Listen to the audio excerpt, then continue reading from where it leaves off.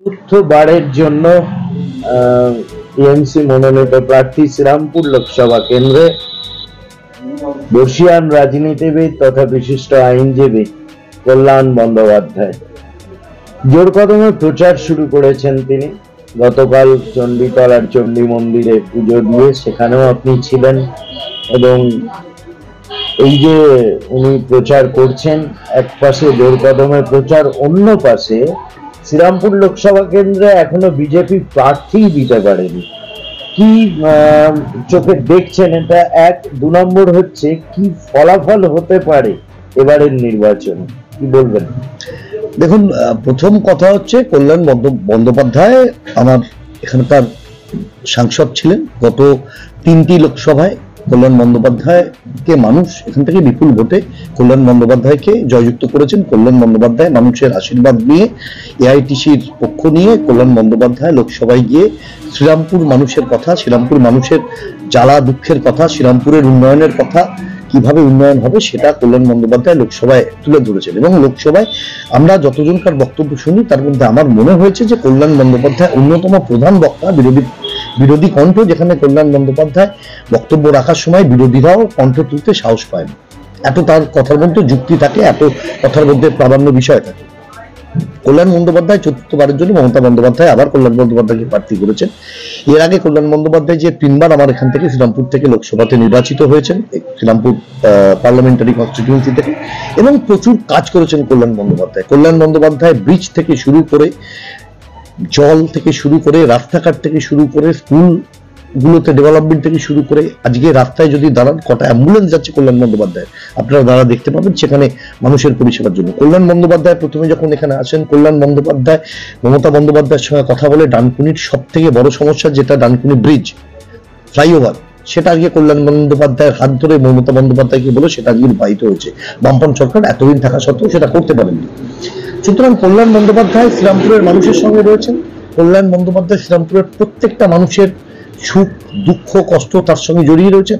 সুতরাং কল্যাণ বন্দ্যোপাধ্যায়ের জয় নিশ্চিত। এবং ব্যবধান কি হবে, এবং আমি নিশ্চিতভাবে বলতে পারি কল্যাণ বন্দ্যোপাধ্যায়ের ব্যবধান অন্যবারের থেকে ব্যবধান আরো বাড়বে। কারণ দল যেভাবে মানুষের জন্য কাজ করেছে, একই রকম ভাবে দলের সেই নিয়ম নীতি মেনে কল্যাণ বন্দ্যোপাধ্যায় মানুষের জন্য বারবার শ্রীরামপুরে ছুটে এসেছেন, বারবার শ্রীরামপুরে মানুষের জন্য ভেবেছেন, মানুষের জন্য কাজ করেছেন। আমি প্রচারে ছিলাম এবং বাকি দিনগুলোতেও প্রচারে থাকবো। আপনারা দেখতে পেয়েছেন, আপনারা ছিলেন সেখানে, মানুষের কিভাবে রাস্তায় মানুষের ঢল নেমেছে। রাস্তার দুপাশে মানুষ দাঁড়িয়ে আছেন। কল্যাণ বন্দ্যোপাধ্যায় নতুন মুক্ত নন, কল্যাণ বন্দ্যোপাধ্যায় সিনেমার জগতের মানুষ নন, কল্যাণ বন্দ্যোপাধ্যায়ের সাংসদ হিসাবে নিশ্চিত তিনি সেলিব্রিটি, আমি তাকে বলবো, কিন্তু রূপালী পর্দার মানুষ। আজকে সেই কল্যাণ বন্দ্যোপাধ্যায়কে দেখার জন্য মানুষের ভিড় রাস্তার ধারে আমরা যেভাবে দেখেছি, যেভাবে মানুষ কল্যাণ বন্দ্যোপাধ্যায় দেখে হাত নাড়ছেন, প্রণাম করছেন, প্রতি নমস্কার কল্যাণ বন্দ্যোপাধ্যায় করছেন, আমরা অসম্ভবভাবে, আমরা তৃণমূল কংগ্রেস অসম্ভবভাবে আশাবাদী কল্যাণ বন্দ্যোপাধ্যায় একটা রেকর্ড মার্জিনে শ্রীরামপুর লোকসভা কেন্দ্রে পুনর্নির্বাচিত হয়ে শ্রীরামপুরের মানুষের কথা আবার দিল্লির পার্লামেন্টে পৌঁছে দেবেন। আছে না?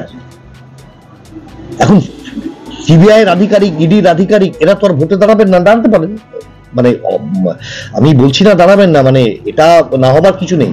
জুডিশিয়ারি ভেঙে যদি অভিজিৎ গাঙ্গুলি বিজেপির পা চাটতে পারেন, তাহলে তারাও করতে পারেন, আমি জানি না সেটা।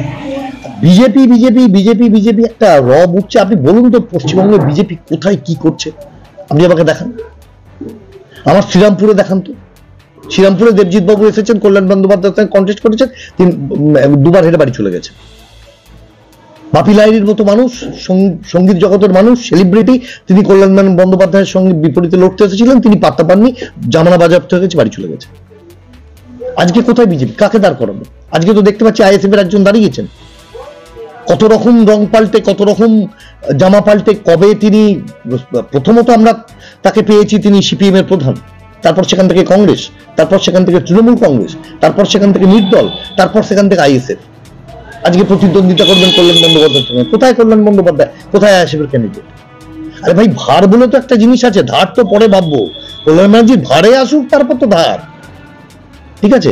আর বিজেপি কি করবে সেটা বিজেপির নিজস্ব ব্যাপার। বিজেপি সেটা কবে প্রার্থী দেবে, আদৌ দেবে কিনা, কি করবে, দেবে কিনা মানে দিতে পারবে কিনা, সেটা দেখা যাক কবে দেবেন। আমরা প্রস্তুত আছি। প্রার্থী যদি এখানে নরেন্দ্র মোদী হন, কল্যাণ বন্দ্যোপাধ্যায় জিতবেন, এত বড় কথা বলি। আমরা আগবার দেখেছিলাম যে বিরোধী যে দলনেতৃত্বে আছে এখন শুভেন্দু অধিকারী কাগজে মুড়ে টেবিলের তলা দিয়ে টাকা নিচ্ছে। অভিজিৎ গাঙ্গুলি এখন বিজেপিতে ঢোকার পরে উনি বলছেন যে কে দেখেছে ওকে টাকা নিতে। প্রথম কথা, গঙ্গা জল ছিটিয়ে দিলেই তো আর শুদ্ধ হয়ে গেল না। আত্মশুদ্ধি সব থেকে বড় শুদ্ধি। তো গঙ্গা জল আমি ছিটিয়ে দিলাম, অভিজিৎ গাঙ্গুলি চেয়ারে বসে কি বললেন, আর চেয়ার থেকে নেমে গিয়ে তিনি যাচ্ছিলেন, তাকে ধর্মাবতার বলা হতো। ধর্মের নাম গন্ধ তো তার গায়ে কোনো জায়গায় নেই, ঠিক আছে। আজকে বলছেন যে শুভেন্দু অধিকারী পয়সা নিয়েছেন কি নেননি, ঠিক আছে, এটা বিচার্য বিষয়, এই নিয়ে কথা বলা উচিত নয়। কিন্তু এটা নিয়ে বলতে বাধ্য হচ্ছি, অভিজিৎ গাঙ্গুলি যেহেতু তিনি বিচারক ছিলেন, সেখান থেকে বিজেপির প্রার্থী হয়েছেন, হতেই পারেন। ভারতবর্ষের কনস্টিটিউশনটাকে অ্যালাউ করেছে, সেই নিয়ম আছে, তবেই তো তিনি হতে পেরেছেন। তো এখন বক্তব্য দুটো জায়গায়। কার কার টাকা নেওয়া দেখা গিয়েছিল? মদন মিত্রের দেখা গিয়েছিল, সুদীপ বন্দ্যোপাধ্যায়ের দেখা গিয়েছিল, তাপস পালের দেখা গিয়েছিল, দেখা যায়নি তো। তাহলে সেখানে কেন তারা টাকা নিয়েছে? আর কি করলেন সিবিআই এতদিন ধরে? সিবিআই তৃণমূল কংগ্রেসের নেতৃত্বকে এতদিন ধরে, এই যে মদন মিত্র, বহুদিন মদন মিত্র অ্যারেস্টেড ছিলেন, তাপসবাবু মারা গেলেন, তাপস পাল, সুদীপ বন্দ্যোপাধ্যায় যখন বেরোচ্ছেন উড়িষ্যা থেকে, যখন ফিরছেন, তাকে দেখে কষ্ট হচ্ছে। একটা মানুষ যিনি এতদিন ধরে তিনি রাজ্য রাজনীতিতে রয়েছেন, ভারতবর্ষের রাজনীতিতে রয়েছেন, আজকে তার এই অবস্থা। মানে ভিতরে যে কোনো প্রকার, আজকে কেজরিওয়াল কি করেছে প্রমাণ করতে পারবে? এতদিন ধরে প্রমাণ হয়নি কেন? কেন চার্জশিট ফ্রেম হচ্ছে না? কেন চার্জশিট করতে পারছে না? তারা বলবে। তাহলে শুভেন্দু অধিকারী টাকা নেননি, কাগজে বলা ছিল বলে দেখতে পাননি, তাহলে কি ঝালমুড়ির প্যাকেট ছিল নাকি?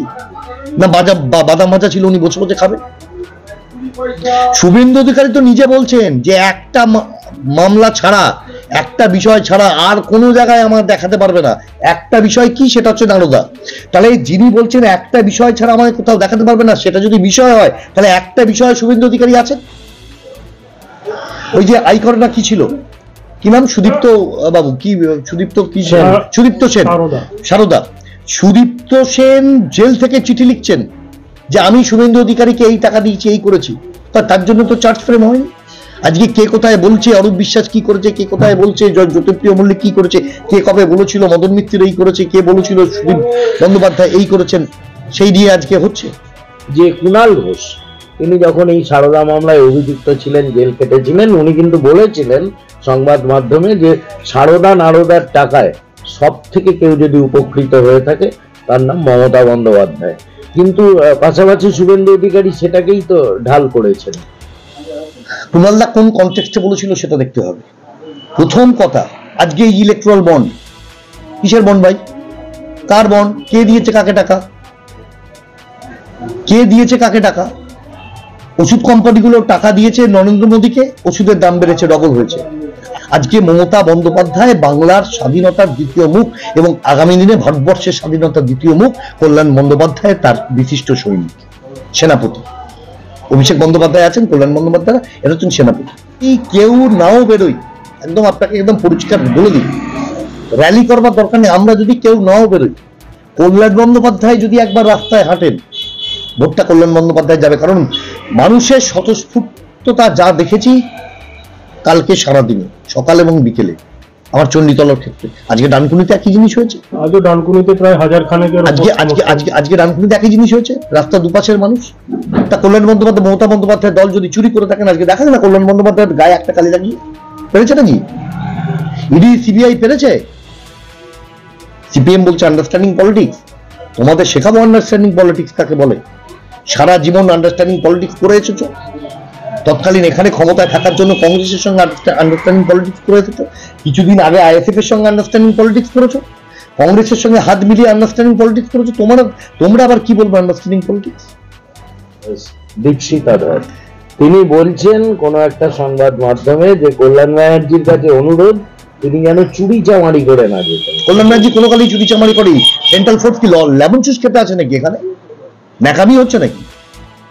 সেন্ট্রাল ফোর্স এসে রাজ্য সরকারের পুলিশকে কাজ করতে না দিয়ে স্ট্রং রুম থেকে আরম্ভ করে ইভিএম কাউন্সিলিং এর পর পুরোপুরি সেগুলো তাদের হেফাজতে চলে যায়। তারা কি ওখানে লেমন জুস খান, লজেন্স চোষেন? দীপশিতা বর এইটা বলে তিনি আগাম জানিয়ে দিলেন যে আমি ভোটের দৌড়ে নেই, মানে এটা আগে বলে দিলেন। ঠাকুর ঘরে কে আমি তো কলা খাইনি, মানে উনি আগে থেকেই তৈরি হয়ে গেলেন। পরবর্তীকালে কল্যাণ বন্দ্যোপাধ্যায় যখন বিপুল ব্যবধানে এগিয়ে থাকবেন, বিপুল ব্যবধানে যখন কল্যাণ বন্দ্যোপাধ্যায় জয় হবে, উনি ঘরে বসে বসে বলবেন সেটা হচ্ছে কল্যাণ বন্দ্যোপাধ্যায় চুরি করে জিতেছেন। রাজ্যের বিভিন্ন জায়গায় আপনাকে যেতে হবে বক্তব্য রাখতে, এবং সেখানে বেশ কিছু হেভিওয়েট প্রার্থী রয়েছেন, যেমন অভিষেক রয়েছেন, তেমন সুদীপ বন্দ্যোপাধ্যায়, সৌগত রায়, আগেও আপনি অতীতে গেছেন, বক্তব্য রেখেছেন, আমরা তার সাক্ষী ছিলাম। তাই এবারে সেই সম্ভাবনা কতটা? দলের কথা বলবো, অলরেডি বিভিন্ন জায়গা থেকে, যেমন আমাকে দিদি বলেছেন, মানে করবিদি বলেছেন, ডক্টর করবি মান্না আমাদের বিধায়ক হরিপাল বলেছেন যে আমাদের আরামবাগে একটু কয়েকটা সভা কৌশিক করে দিতে হবে। আমার এখানে তো আমার প্রার্থী, শ্রীরামপুরের প্রার্থী আমার দাদা কল্যাণ বন্দ্যোপাধ্যায়, তিনি রয়েছেন, তার জন্য সুবিধা অলরেডি কিছু প্রোগ্রাম সেট করেছেন, সেগুলোর জায়গায় সেগুলো তো আমাকে লোকাল জায়গায় সেগুলো আমি করব। পাশাপাশি আপনার আমি তো একদম হুগলি এবং শ্রীরামপুরের বর্ডারে রয়েছি, তো ন্যাচারালি সেখানে আমাকে শ্রীরামপুরের রচনা বন্দ্যোপাধ্যায় এই আমাদের হুগলি লোকসভা, সেখানেও আমাকে বক্তব্য রাখতে হবে। কলকাতায় 2-3 জায়গায়, হাওড়া টাওড়ে যেগুলো হবে সেগুলো আমাকে যেতে হবে, সেগুলো আমি যাব এবং সেখানে গিয়ে দলের কথা তুলে ধরবো। মমতা বন্দ্যোপাধ্যায় মানুষের কথা বলেন, কল্যাণ বন্দ্যোপাধ্যায় মানুষের কথা বলেন, আমি সেই মানুষের কথা মানুষের কাছে আর একবার বলতে চাই। আমাদের এখানে প্রার্থী একটা ফ্যাক্টর, কল্যাণ বন্দ্যোপাধ্যায় প্রার্থী মানে বাকি যেই আসুক এখানে হবে না, কিছু দাগ কাটতে পারবেন না, কিন্তু কোনো জায়গায় প্রার্থী একটা ফ্যাক্টর। এখন সব জায়গায় তো বিজেপি সমীকরণ করেনি, তো লাফাচ্ছে খুব। এখন শুধুমাত্র একটা জিনিস দেখার, বিজেপি তৃণমূল কংগ্রেসের আর কটা নেতাকে মিথ্যে মামলা দিয়ে, আর কটা নেতাকে জেলে ভরে ভোটটাকে মানে 12টা বাজিয়ে আসনটাকে তুলে নিতে চান, কিন্তু বাংলার মানুষ এটা হতে দেবেন। এটা নরেন্দ্র মোদী দিল্লিতে বসে বুঝতে পারছেন না বাংলার সেন্টিমেন্ট। আর আমাদের এখানে বিজেপির যে কটা আছেন, ওই যে যার নাম বললেন, ঠিক আছে, তিনি লালুগুলু মার্কা ছেলে, তিনি ঝালমুড়ি নিয়েছেন, তিনি টাকা নেননি, ঠিক আছে, অভিজিৎ বাবুর ভাই হয়েছে, দেখা যাক। অনেক অনেক শুভেচ্ছা আপনাকে।